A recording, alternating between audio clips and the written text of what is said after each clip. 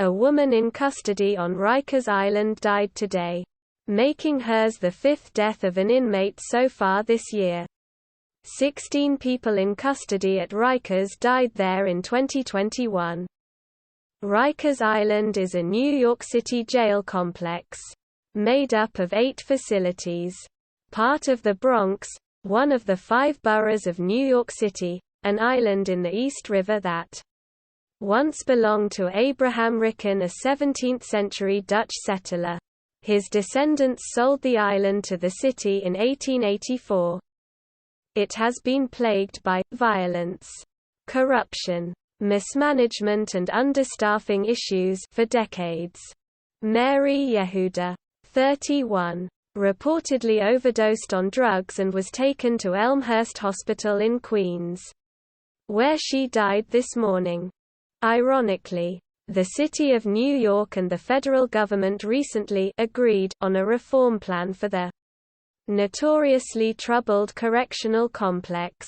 Ms. Yehuda was arrested on February 12 and charged with first-degree robbery. Why did she overdose? Was it accidental? Or did Ms. Yehuda become sufficiently despondent in Rikers and deliberately overdosed? Dashawn Carter, 25, hanged himself in his cell less than 2 weeks ago. Mr. Carter was arrested on burglary and robbery charges, transferred from a psychiatric hospital to the general jail population on May 5. He was found hanged in his cell 2 days later. On May 9, the Board of Correction released a critical report on Rikers, including details of 3 previous inmate deaths this year. Father of 3 Tars Youngblood, 38, was found unresponsive in his cell at 10:30 a.m. on February 27. He was pronounced dead before noon at Elmhurst Hospital. Mr. Youngblood was arrested in May 2021, charged with stalking and entered Rikers on September 5, 2021. Taylor Garzone, forensic social worker at New York County Defender Services, expressed their sorrow, saying Mr. Youngblood had struggled with homelessness, adding, "Yet while on Rikers, he was unable to receive necessary medical treatment in a timely manner due to logistical ineptness, resulting in extreme pain and suffering." Mr. Youngblood's death is a devastating reminder that Rikers Island is a humanitarian disaster. The conditions there are unconscionable. The death of George Pagan supports that assertion. Mr. Pagan, 49, entered Rikers on March 9, 2022. Mr. Pagan was extremely ill. He regularly urinated, defecated and vomited on himself. He was weak, barely ate and spent his days laying on his bed or the floor. People in custody brought him food and drink. Mr. Pagan should have been discharged from custody in December 2021 into a court-ordered drug treatment placement. But transportation coordination fell through and Mr. Pagan was released into the community.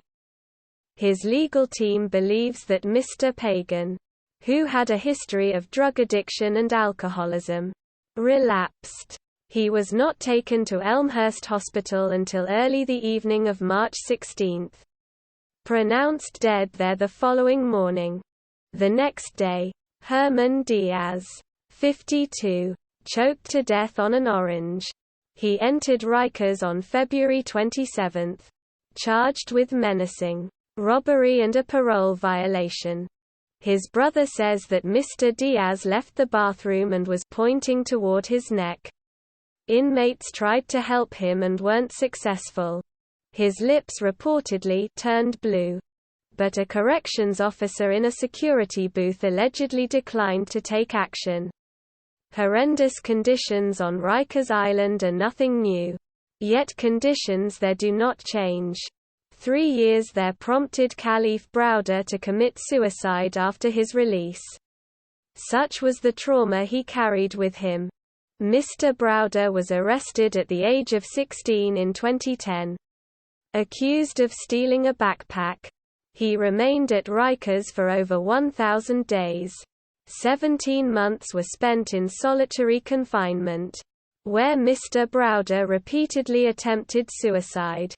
The Department of Justice released a report on August 4, 2014 revealing that, a deep-seated culture of violence is pervasive throughout the adolescent facilities at Rikers, and dock staff routinely use force not as a last resort, but instead as a means to control the adolescent population and punish disorderly or disrespectful behavior.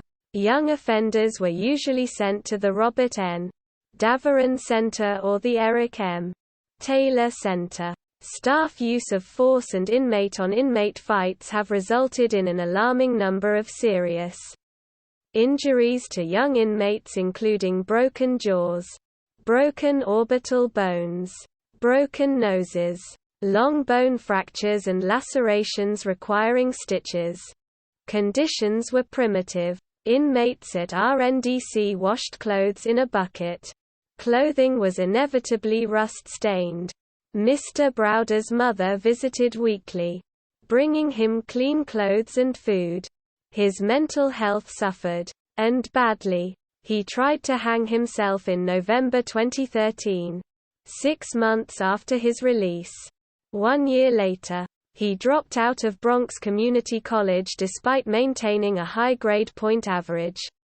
He was hospitalized Christmas week, visibly paranoid, the following January. He rebounded after an anonymous donor paid for him to go back to college.